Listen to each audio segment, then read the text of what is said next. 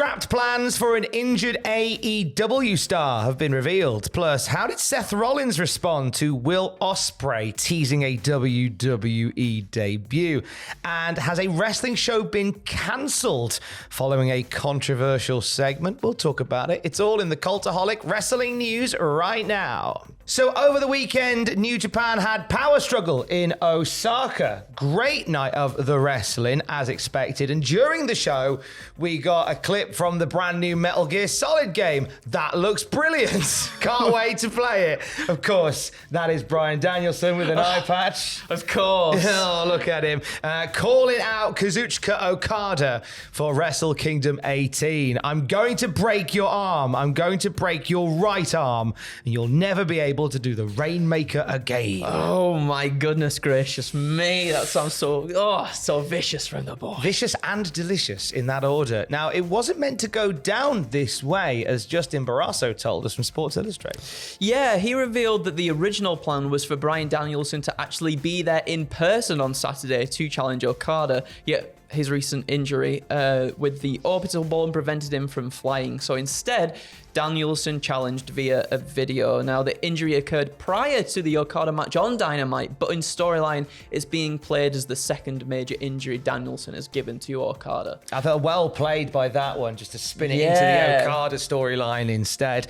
I think it would have been great to have seen Danielson there in person, to stare down Okada. That would have really added a little something to it. But you know what? I quite like the video version. I like the video version, and I wonder if now we kind of just, we don't have them to sort of confront each other until we get to Wrestle Kingdom, just to build the tension a little bit more. Build that big moment happening. You gotta keep them separated. You do it that way. You do. I'm curious to know where Bryan Danielson filmed that. What, like? I feel like that might be like near his house. And I just like the idea as the neighbours twitching the curtains going, you see that beardy bloke's out again shouted about Okada. Got a bloody eye patch on this time. What's he on? It's like Metal Gear Solid.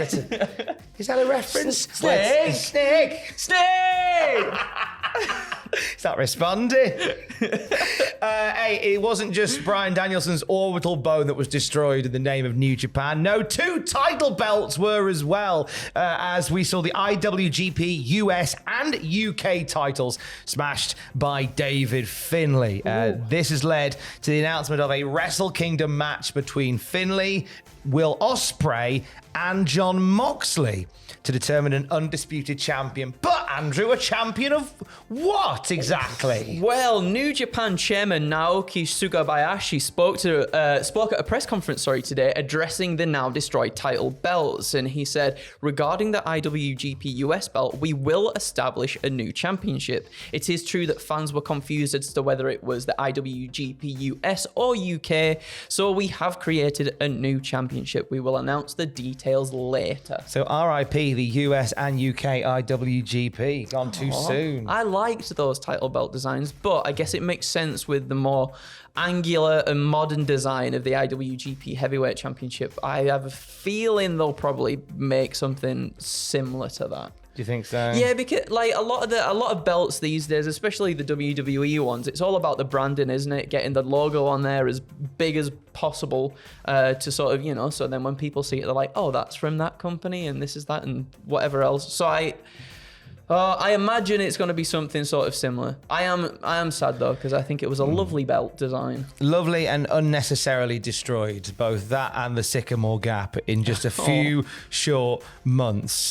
Crown Jewel took place over the weekend. Andrew and Adam joined you for live reactions to that whole show. And we did. A big thank you if you were part of it as well. Yeah, you raised over $1,000 in the name of the Human Rights Watch, which is so kind and so generous of you. So thank you very, very much for being a part of it and for contributing to a good cause as well. What happened at and WTF moments from Crown Jewel on the YouTube as well. It was the conclusion of one match on social media that one aerial assassin got tongues wagging again. Yeah, so WWE's Twitter shared a obviously, and still graphic after Seth Rollins retained the WWE World Heavyweight title at Crown Jewel. Ospreay, Mr. William Ospreay responded with a quote tweet simply containing, the side eye emoji kind of thing. Hello. The eye emojis, the international gesture for I know something. Yeah. Ooh. And Seth responded with simply, the water is warm. Oh, now that either means he's had a wee in the pool or he is inviting one Will Ospreay to join him on the WWE side. They had a memorable back and forth tete-a-tete a few years ago. Yep. It was quite real and quite spicy. It was. Well, Seth was a spicy boy back then, wasn't he? And I guess he still is a spicy boy now, but... But obviously there's a professional relationship and discourse between the two now, which, oh my gosh, does turn my mind to Mania 40 and Seth Rollins having a mystery opponent again and just hearing dun-dun-dun-dun-dun-dun-dun if they get elevated, obviously. Like me, it'd be so good. Me and Adam were talking about it on the stream and we were like... maybe just like a Rumble appearance or something, if he's kind of like testing the waters for stuff as to where he's going to go. I think a lot of us are sort of assuming that AEW will be his home after the New Japan stuff comes to a close. However, if he's looking for that big money deal and I don't think WWE would let him go. Come and have a go in the Rumble and see how you feel. Yeah, I think they'll go, you're signing and you're doing Mania or you're doing nothing. Yeah. I don't think they're going to let him just say, hey, see how you like it. They're not a car dealership. They're not going to let him try it and test it and drive around the forecourt. I guess it was more just like, could you imagine? Oh, it's That'd be cool. Like 100% wishful thinking. Big time, yeah. I'd love to see Ospreay in the Rumble. But, who wouldn't want to see Seth Rollins versus Will Ospreay for the title as well? Woo-wee. Would be very exciting. So it means that right now on Impact Plus, you can watch one of Will Ospreay's final times he walked to the ring as IWGP UK champion. It took place in Newcastle at Turning Point. You can watch it on Impact Plus or Fight Right Now. Lovely night had by all at the wrestling in Newcastle. Thank you for being part of the Impact Wrestling UK Invasion Tour. It were good. Five or so later, has a little bit more on a potential Will Ospreay signing, something that has been very heavily talked about as of late. They say WWE has indeed shown heavy interest, and sources within the company claim there have been conversations and contact between the two sides, though those close to Ospreay would not confirm as such. Ospreay's recently changed his agent. He's now with Barry Bloom. Yes, I remember you saying, Big money agent. Who I reckon is probably lining up something big for him. TNA and AEW both maintain interest in Ospreay and have both said to have enjoyed working with him. Also, both are looking to establish a stronger European base. Actually, I say both, all three, because WWE are obviously doing Bash in Berlin next year. There is still lots of conversations about Backlash taking place in Paris, France. Le Backlash. There is a UK tour coming up for WWE as well, and there's all the conversations about NXT Europe. One of the early things that we read was that Will Ospreay could potentially be connected with that as a way of legitimizing NXT Europe by having Ospreay front and center. Which would be huge. It would be far too huge. AEW, of course, wanted to establish more European bases. They're planning to do another run at Wembley next year. Book Jarrett and Grader for that, you cowards! But they'll be wanting to do more stuff outside of the US because as they have seen recently, there has been a drop-off in numbers attending the shows in America. Not a dig, it's just a fact. That's what it is. But over in Europe, the rest of the world, all were excited for a bit of the AEW. Oh, yes, they certainly were. And Impact Wrestling rebranding as TNA, planning to go on tour next year. They've already announced weird, beardy dickhead Tom Campbell as ring announcer for the tour. Thanks for that. Cheers. But that's a big part of their fan base as well, because compared to WWE, TNA back in the day was on Challenge, was on Bravo, it was on Free TV. Yes, it was, yes. So there's a massive fan base there that they want to establish around Europe, and Will Ospreay is a piece of that puzzle for whichever jigsaw he wishes to place himself. And it's so perfect because he's in the conversation a lot, isn't he, about which company is going to pick him up as well. And like to have someone as big as that, like a UK talent as well, and have that established name being like maybe the person that you push at the forefront of these European dates to get more people to come in too. It just seems like the like easiest thing to go off and go and do that. Imagine NXT, like an NXT Europe, and Will Ospreay is the man that heads that up.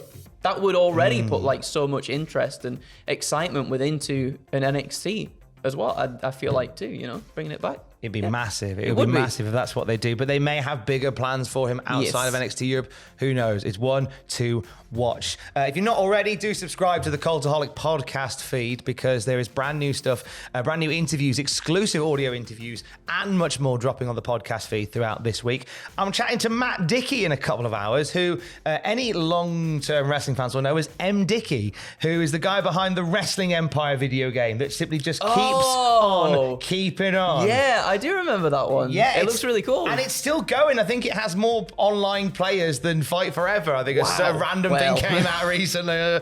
But I really wanted to get in the mind of Matt Dickey because he's made, seems like hundreds of games. Yes. Wrestling and otherwise. So we're having a chat with Matt Dickey this week. I'm buzzing for that. I'm chatting to Colin Hunter this week, and he's the mind behind Kayfabe News, which is the Onion for wrestling fans. Yes. But he's working on a documentary on wrestling referees called The Ref Didn't See It. There's a Kickstarter for it currently taking place. I want to apologise to Colin because we were meant to chat yesterday, and I, for some reason, because my head's a shed at the moment, completely got my time differences wrong and completely missed our chat. My fault completely, so apologies to Colin. We're going to chat this week. We're going to find some time. I'm really intrigued to hear about the documentary. We're going to talk about that. And this week, chatting to somebody who has just ended a 1,338-day championship reign. Eat that, Roman Reigns. Former Pan-African World Diaspora Wrestling World Champion Trish Adora. Going to be chatting to Trish about that lengthy title reign on the podcast feed this week as well. Free to subscribe. Audio stuff of the Cultaholic flavour in your ears for a bit. We will end on some news about, which you may have seen at the start of the video, in the title of the video at least, a wrestling show that faces potential cancellation following something that took place on pay-per-view the other weekend. Yeah, so recently it's been reported that NWA have signed a pair of TV deals with the CW, one to air NWA Power and another to air a reality show based on the National Wrestling Alliance. However, a segment from NWA Samhain, which showed Father James Mitchell and a selection of other extras snorting a white powder, has upset some higher ups at the CW. Now, the segment reported by Nick Houseman to be Billy Corgan's idea may lead to the NWA TV show plans being scrapped and at best NWA Power being aired on the CW app exclusively. I think of all the clips that got shared from Samhain over the weekend, it was that clip of Father James Mitchell amongst the crowd with some white powder. Yep. He wasn't baking. He wasn't making the biscuits, that's for sure. Yeah. And it got shared a lot, and the CW got tagged in a lot of the videos as well. Billy Corgan, as Andrew said, it was that whole bit was his idea, making something extreme on pay-per-view, because Billy Corgan has said, like, the CW are only going to really worry about what goes on NWA Power as opposed to what they do on pay-per-view, where they can be a bit more raucous. However, the fear is that the CW think that's a bit too raucous, even not on our platform. Now, Billy Corgan got the deal with the CW, it's been reported, because he plans on getting married and he wants the wedding to be a key part of the reality TV show, and the CW are really up for that, according to House of Wrestling. Corgan was told the network, as you say, whilst it wouldn't be concerned with what airs on pay-per-view, they would be concerned with Power, but this segment has concerned some of the more important people mightily. Now, whether or not it means that deal will hit the dirt, we don't know. It might be scaled back, as Andrew said, where it might end up being something that is exclusive on the CW app, which is still exposure, but certainly not the kind of exposure that being on linear TV would bring you. So that would probably change the shape of things if it comes to that. The deal is apparently, according to news reports, in flux, and it's one that we will definitely keep our eye on. Yes, it was lame. It was a lame segment. It was an interesting decision. Felt so awkward and just like weird. Even like the announcers were like, "Yep, that's the thing that's happening. The thing that's just happened." It just felt unnecessary in my personal opinion. But there you go. Your thoughts down them below, as always, are very welcome. And we'll have more wrestling news throughout the day at cultaholic.com. Keys. I love you. Bye.